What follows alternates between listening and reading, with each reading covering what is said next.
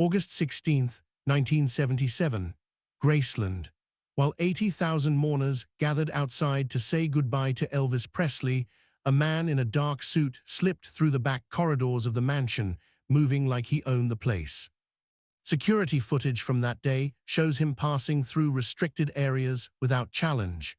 The guards didn't stop him. The family didn't question him. He knew exactly where he was going, exactly which rooms to avoid, exactly when the main hallway would be empty. At 4:15 p.m., while Vernon Presley wept over his son's coffin in the living room, this figure disappeared into the east wing of Graceland. He stayed there for 17 minutes. When he emerged, witnesses say his face was streaked with tears. What happened in those final hours before Elvis was laid to rest would haunt everyone present for decades. Because according to 3 witnesses who were there that day, Elvis Presley attended his own funeral.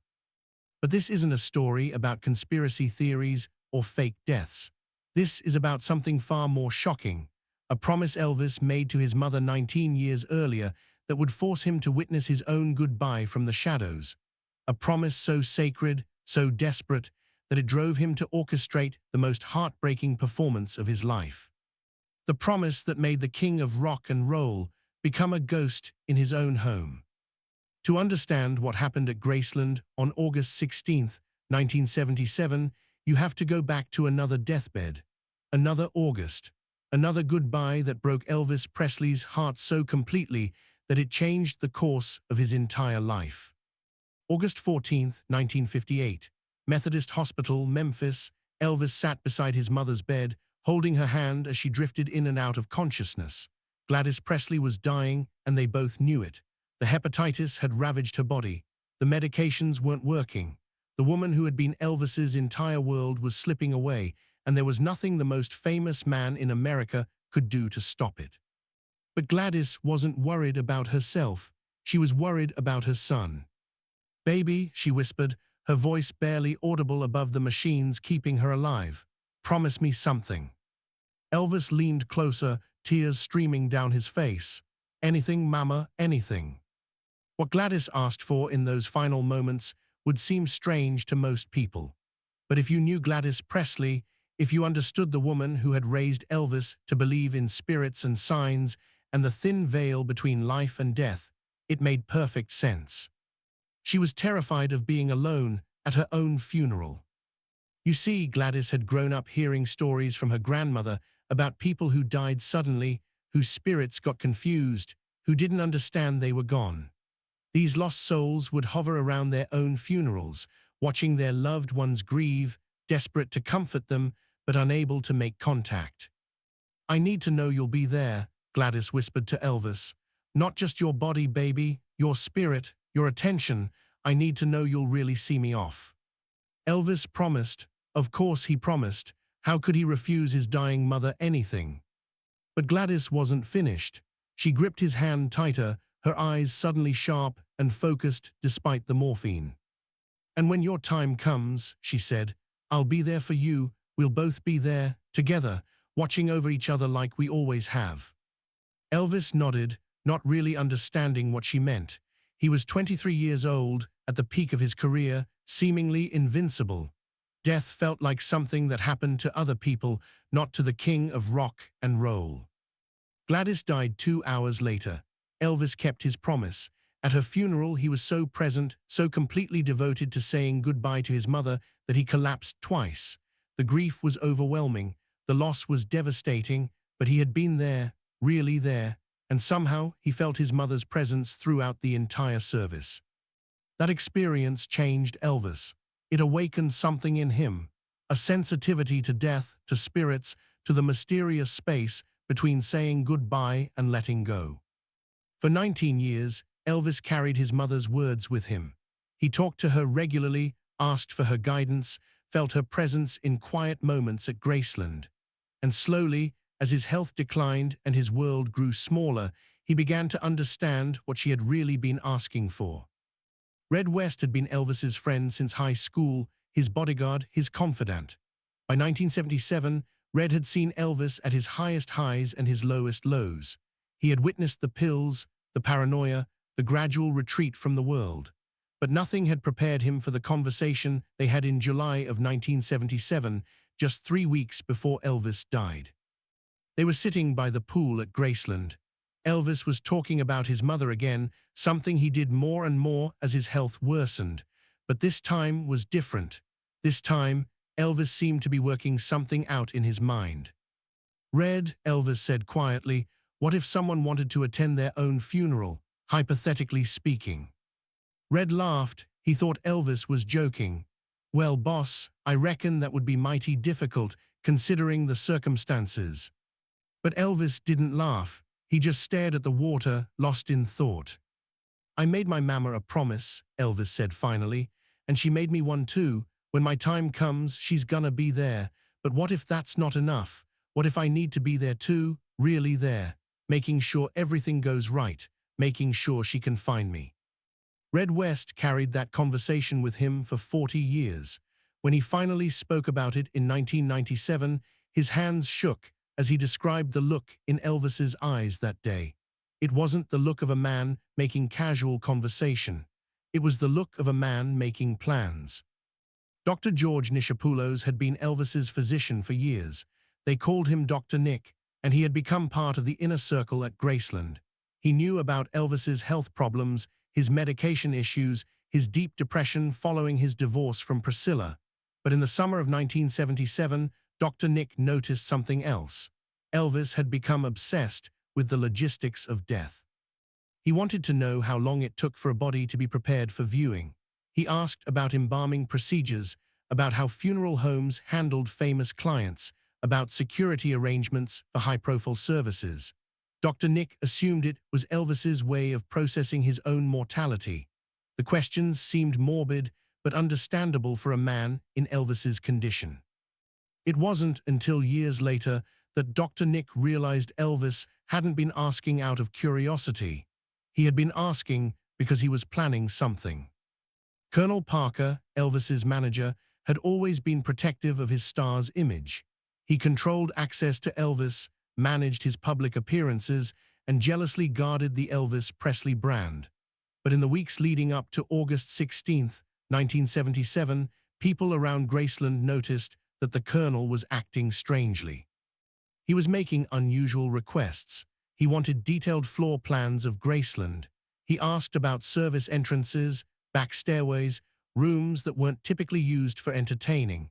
He seemed to be mapping out routes through the mansion as if he were planning some kind of elaborate event.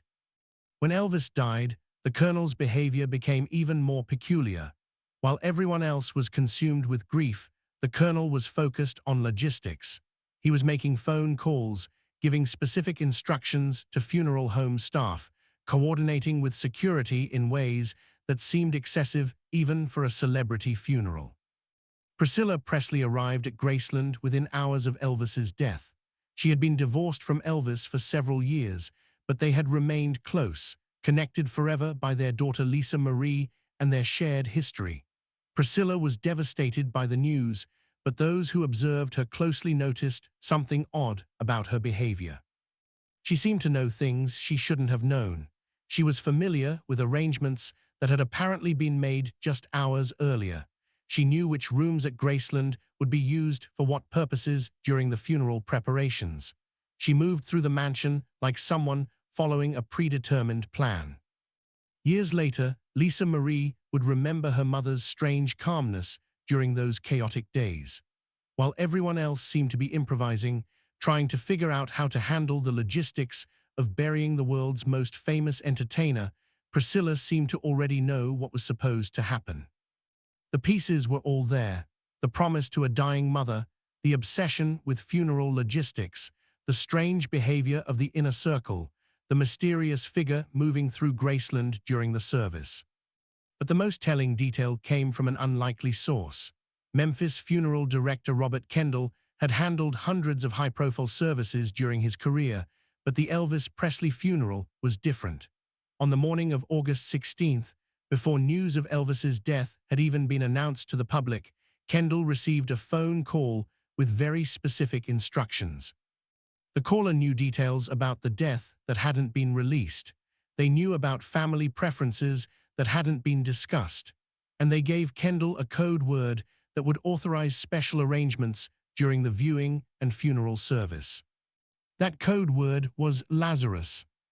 At 3:30 p.m. on August 16th, as the funeral procession prepared to leave Graceland, Red West received a phone call that made his blood run cold. The voice on the other end was barely a whisper, but Red recognized it immediately. The voice said just 3 words: "Operation Lazarus begins." Red dropped the phone. His legs gave out from under him because he knew that voice. He had been hearing it almost daily for 20 years. It was the voice of a dead man. Red West never spoke about that phone call to anyone for 20 years. When reporters asked about Elvis's final day, when fans begged for inside details, when conspiracy theorists offered him money for his story, Red stayed silent. Because how do you explain receiving a phone call from a dead man without sounding insane? But in 1997, on the 20th anniversary of Elvis's death, Red finally broke his silence. He was dying himself by then, cancer eating away at his body, and he said he couldn't take the secret to his grave. The guilt was killing him faster than the disease. Operation Lazarus, Red revealed, was Elvis's code name for the most elaborate and heartbreaking performance of his life. It wasn't about faking his death. Elvis was dying, had been dying for months, and everyone close to him knew it. Operation Lazarus was about something else entirely. It was about keeping a promise to a mother who had been dead for 19 years. The plan was simple in concept, impossible in execution. Elvis would attend his own viewing and funeral, moving through Graceland like the ghost he was about to become, saying goodbye to his life while his body lay in state in the living room below. But here's what Red West couldn't explain, what kept him awake every night until his own death in 2017. If Elvis died at 3:30 p.m. on August 16, 1977, who called him at exactly that same time to say Operation Lazarus had begun? The medical examiner's report states that Elvis Aaron Presley was pronounced dead at 3:30 p.m. at Baptist Memorial Hospital. The cause of death was listed as cardiac arrhythmia, brought on by years of prescription drug abuse and underlying health conditions. Dr. Nick was there. Vernon Presley was there. The king of rock and roll was gone. But that's only part of the story. What the public never knew was that Elvis had been rushed to the hospital twice that day. The first time was around 9:30 in the morning when he collapsed in his bathroom at Graceland. Paramedics were called, but Elvis regained consciousness during the ride to the hospital. His vital signs stabilized. For a brief moment, it looked like he might pull through again, like he had so many times before. Dr. Nick kept Elvis under observation for several hours. By 2 p.m., Elvis was alert, talking, even joking with the nurses. He asked to make a phone call. Dr. Nick assumed he wanted to call his father or maybe Lisa Marie. Instead, Elvis called Robert Kendall at the funeral home. "Mr. Kendall," Elvis said, his voice weak but clear, "this is Elvis Presley. I believe you've been expecting my call." What happened next defies medical explanation. At 3:15 p.m., just 15 minutes after making that phone call, Elvis suffered a massive heart attack. This time, there was no recovery, no coming back. The king was gone. But in those 15 minutes between the phone call and his death, Elvis had given very specific instructions to Robert Kendall. Instructions that had been planned months in advance. Instructions for Operation Lazarus. The body that was brought back to Graceland that evening and placed in the copper coffin in the living room was definitely Elvis Presley. The medical examiner confirmed it. The family identified it. There was no body double, no elaborate conspiracy to fake his death. But there's something the medical examiner never put in his official report, something he only admitted decades later when the official files were sealed and his career was over. In all his years of examining bodies, he had never seen anything like what he observed with Elvis Presley. Most people, when they die, their features relax. The tension leaves their face. They look peaceful, at rest. Elvis looked different. Even hours after his death, his face maintained an expression of intense concentration, as if he was still trying to accomplish something, as if death hadn't interrupted whatever he was determined to do. The medical examiner described it as the face of a man who refused to let go. Vernon Presley was shattered by his son's death, but he followed Elvis's final instructions to the letter. Those instructions, written in Elvis's own handwriting and sealed in an envelope marked for Daddy Operation Lazarus, had been waiting in Vernon's safe for 3 months. The letter told Vernon exactly what to expect. It explained about the promise to Gladys. It detailed the arrangements that had been made with the funeral home, with security, with the family, and it asked Vernon to do the hardest thing any father could be asked to do. It asked him to let his son attend his own funeral. Lisa Marie Presley was 9 years old when her father died. Years later, she would struggle to explain what she experienced during those terrible days at Graceland. As an adult, she's described feeling her father's presence so strongly during the funeral that she kept turning around, expecting to see him standing behind her. But it wasn't just a feeling. Lisa Marie has always insisted that she actually saw her father during the viewing, not his body in the coffin, but Elvis himself, moving through the rooms of Graceland, watching over the proceedings like a concerned host, making sure his guests were comfortable. "Daddy was there," she said in a rare interview in 2010. "I know how that sounds, but I was 9.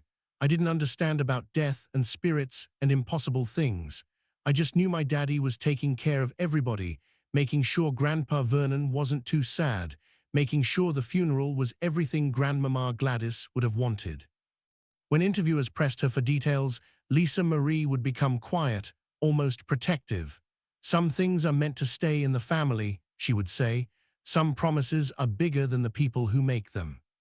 But there was one detail Lisa Marie did share, a detail that connects directly to that phone call Red West received. At exactly 3:30 p.m. on August 16th, as the funeral service was beginning, Lisa Marie was standing in the hallway outside the living room when she heard her father's voice. Not a spiritual whisper, not a child's imagination. His actual voice, clear and unmistakable, saying the words that had become their private goodbye whenever he left for tour. "Take care of Daddy's little girl. I'll be back before you know it."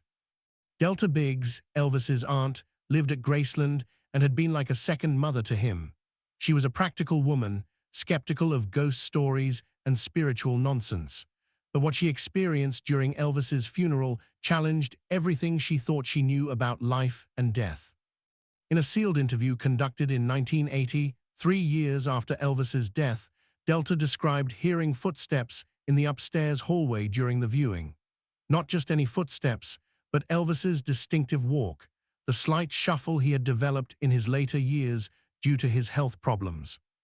"I went to investigate," Delta said in the interview, her voice shaking even 3 years later. "The hallway was empty, but Elvis's bedroom door was open.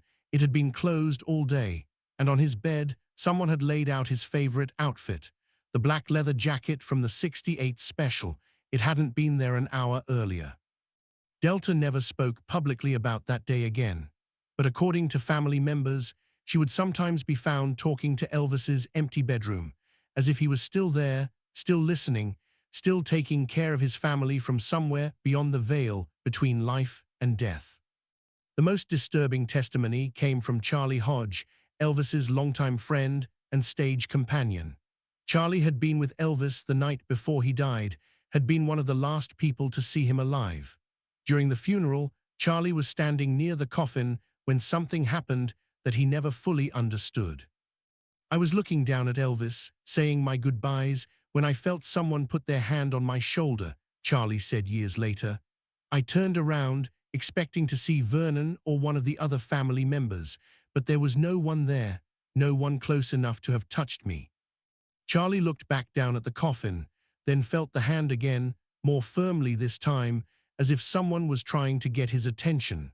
When he turned around the second time, he found himself looking directly into Elvis's eyes. Not the eyes of the body in the coffin, the eyes of Elvis Presley, standing 3 feet away from his own funeral, tears streaming down his face, mouthing the words, "Thank you." Charlie blinked, shook his head, looked again. Nothing, just the crowded living room of Graceland, filled with mourners saying goodbye to the king of rock and roll. But Charlie never forgot those eyes, the gratitude in them, the peace, and something else, something that looked almost like relief, as if Elvis had finally accomplished what he had set out to do.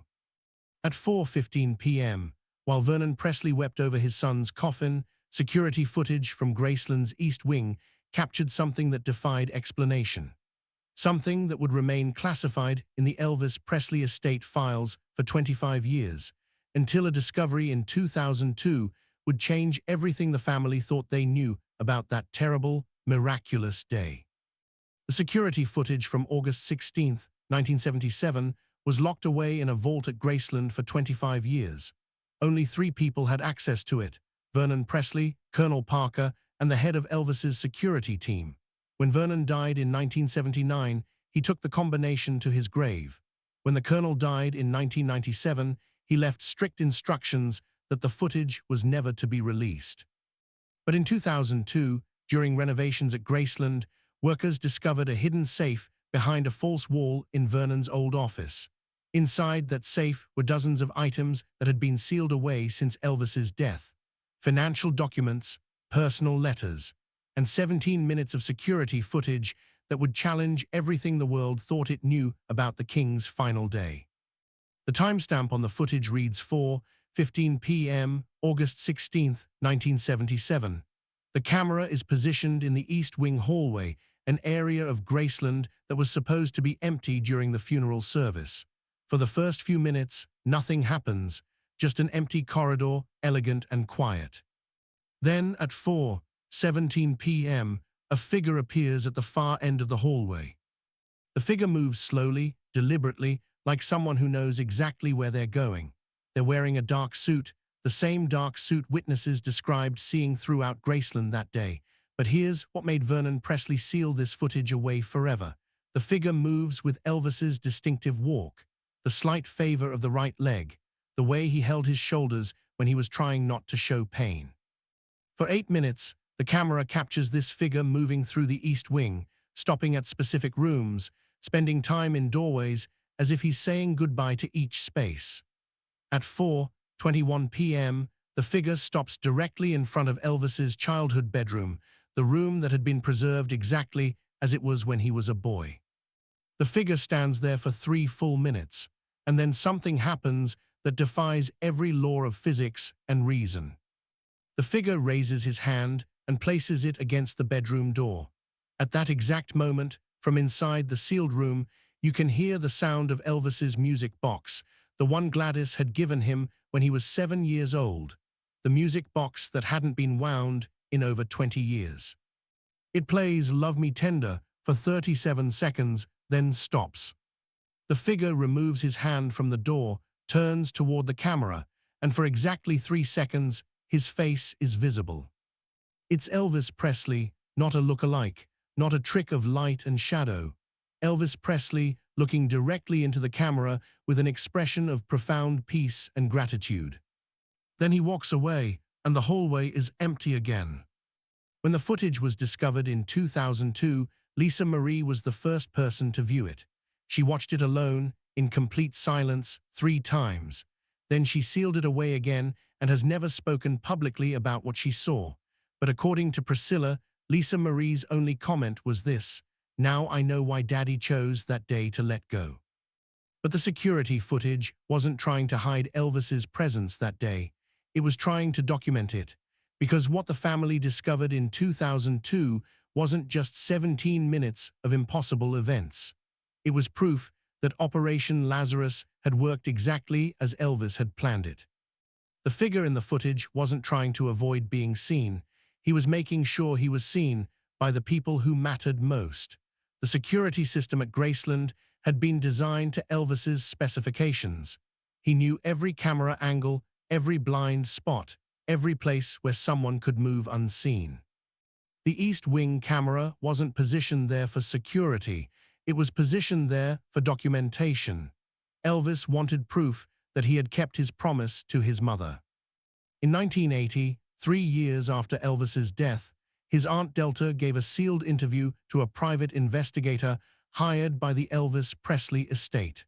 The interview was never released to the public, but transcripts were discovered in the same safe as the security footage. In the interview, Delta revealed something that she had never told anyone, not even Vernon. On the morning of August 16th, before Elvis was rushed to the hospital, he had visited her in the kitchen at Graceland. He seemed different that day, she said, calmer, more at peace than she had seen him in years. He hugged me longer than usual, Delta said in the interview, and he said something strange. He said, Aunt Delta, if you see me around the house after today, don't be afraid. I'm just making sure everybody's okay. Delta thought he was talking about one of his upcoming tour. Elvis often worried about leaving his family when he traveled, but looking back, she realized he was preparing her for something else entirely. During the funeral, Delta witnessed something that haunted her for the rest of her life. She was in the kitchen, preparing food for the mourners, when she heard Elvis's voice coming from the dining room. He was talking to someone, Delta said, having a full conversation. I could only hear his side of it, but he sounded happy. He sounded like he was talking to someone he loved very much. Delta crept closer to listen. What she heard made her blood run cold. I know, Mama. I kept my promise. I'm here. I'm watching over everybody just like you asked me to. Delta rushed into the dining room, but it was empty.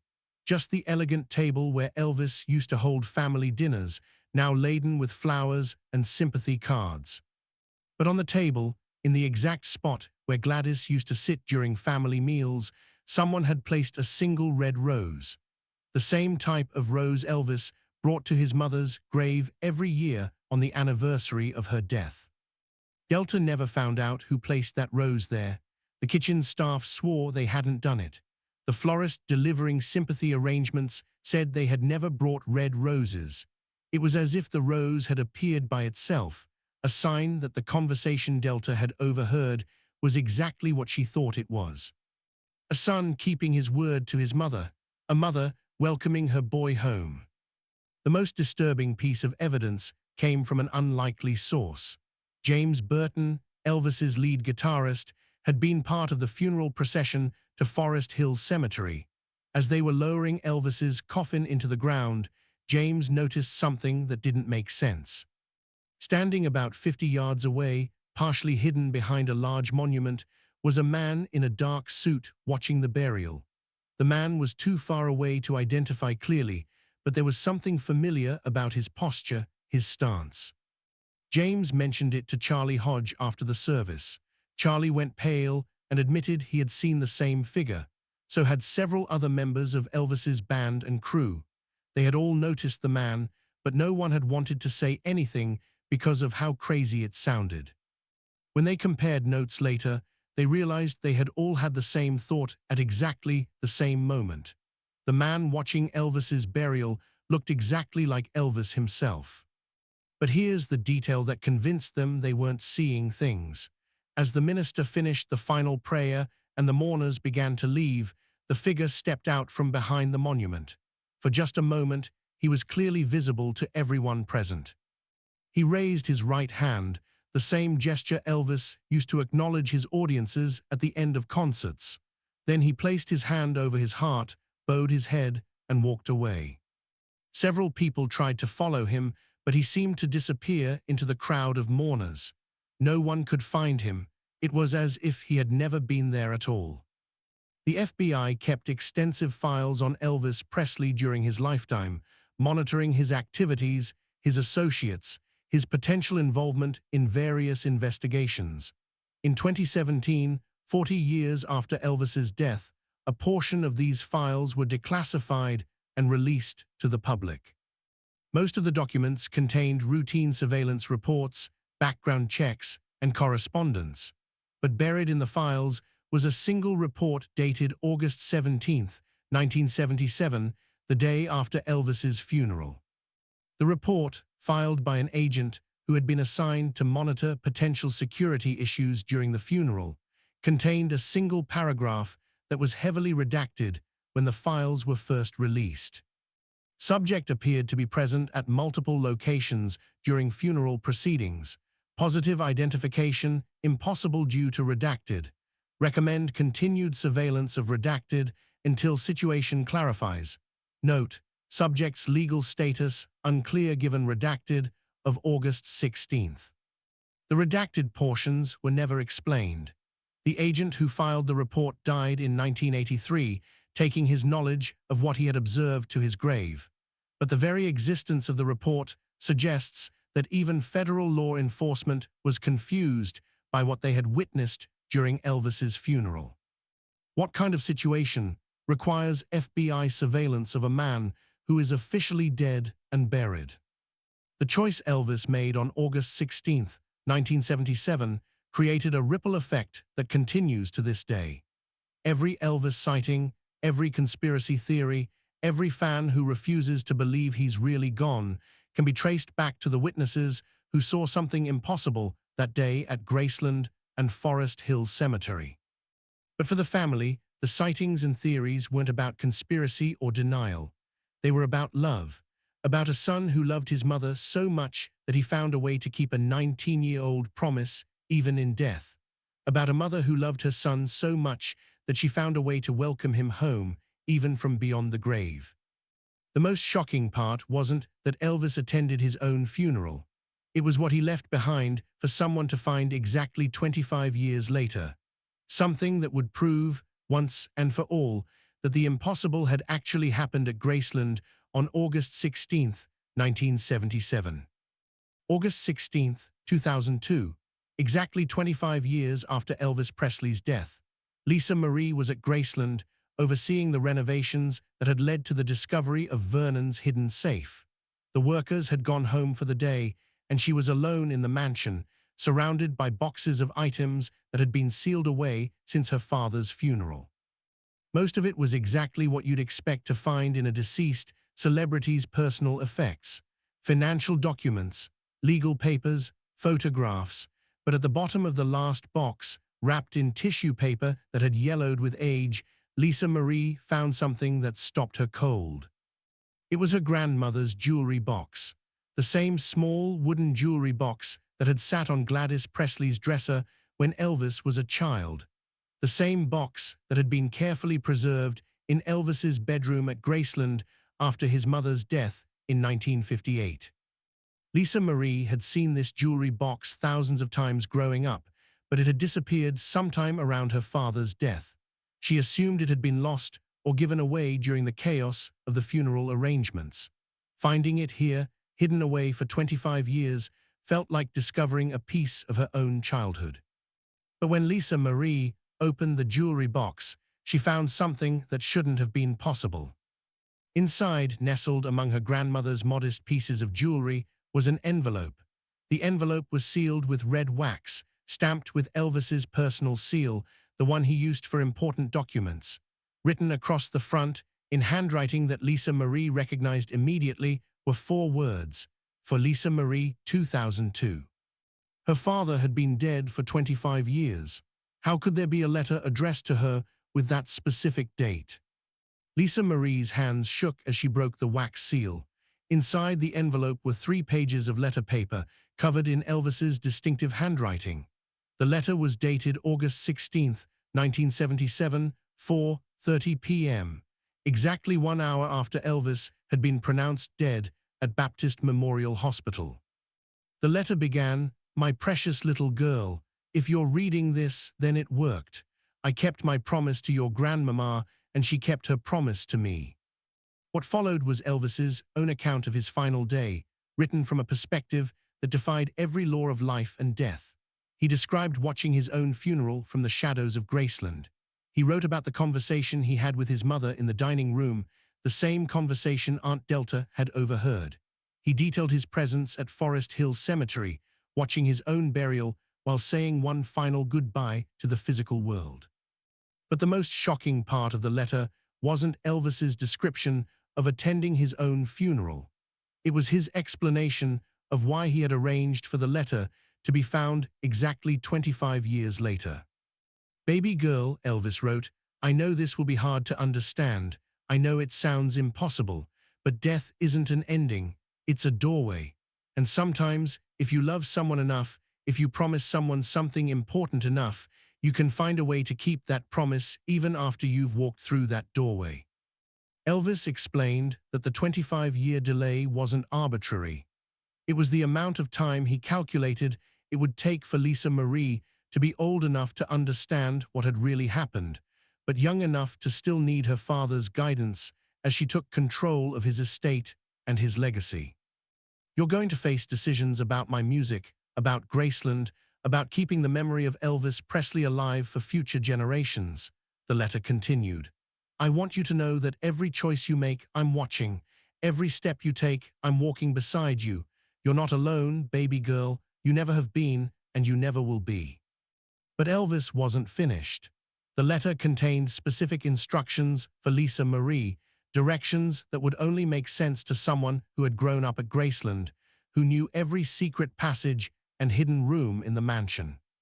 Go to my bedroom, Elvis wrote. Look behind the mirror above my dresser. There's a hidden compartment that only your grandmama and I knew about. Inside, you'll find the real reason I had to attend my own funeral. Lisa Marie followed her father's instructions. Behind the mirror, exactly where he said it would be, she found a small hidden compartment. Inside was a single item that explained everything. It was a photograph taken on Elvis's 3rd birthday, showing him with his twin brother Jesse. Jesse had been stillborn, but in the photograph, both boys appear alive and healthy, smiling at the camera with identical faces. On the back of the photograph, in Gladys Presley's handwriting, was a note, "My beautiful boys, together at last." The photograph had been taken at Jesse's funeral in 1935. Gladys had insisted on having one picture of her sons together, even though Jesse had never drawn breath.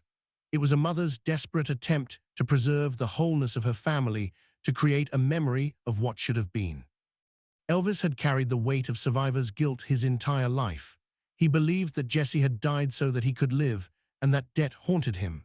When Gladys was dying in 1958, she made Elvis promise that when his time came, he would attend his own funeral not just for her, but for Jesse, so that finally, after 42 years, the Presley twins could be together for their mother's blessing.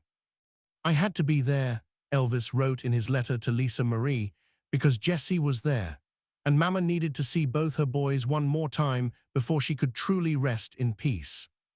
The letter revealed that Operation Lazarus had never been about Elvis refusing to die. It had been about completing a family that had been broken before it had even begun, about keeping a promise that spanned generations, about love that transcended not just death, but birth itself. Lisa Marie never released the full contents of the letter to the public. She never displayed the photograph or spoke in detail about what she discovered that day. But she did make one statement to the media: "My father was many things, a performer, a rebel, a troubled man searching for peace. But above all, he was someone who kept his promises, no matter how impossible they seemed." In the years that followed, Lisa Marie's approach to managing Elvis's estate reflected a deeper understanding of her father's legacy. She made decisions that seemed guided by an invisible hand, preserving not just Elvis's music and image, but his values of family, loyalty, and keeping faith with those you love. Graceland remained a shrine, but it also became something more, a testament to the idea that love doesn't end with death, that promises made in life can still be kept from beyond the grave, that sometimes the most important performance of an artist's career is the one no audience is meant to see. The estate prospered under Lisa Marie's guidance in ways that surprised industry experts.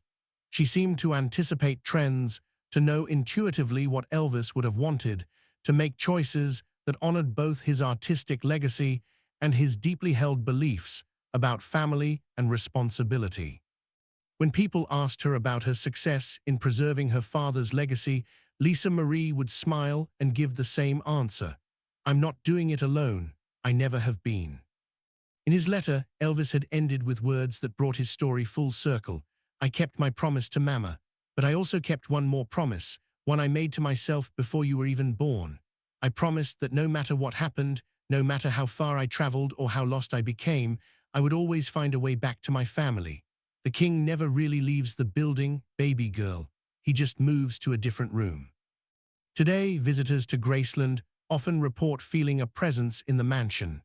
Tour guides speak of cold spots in certain rooms, of the sound of footsteps in empty hallways, of a sense of being watched by someone who cares deeply about the preservation of the home's memories. But those who knew Elvis best understand that these aren't hauntings. They're homecomings, evidence that some promises are so sacred, so powerful that they create their own reality, that love, once given completely, never truly dies.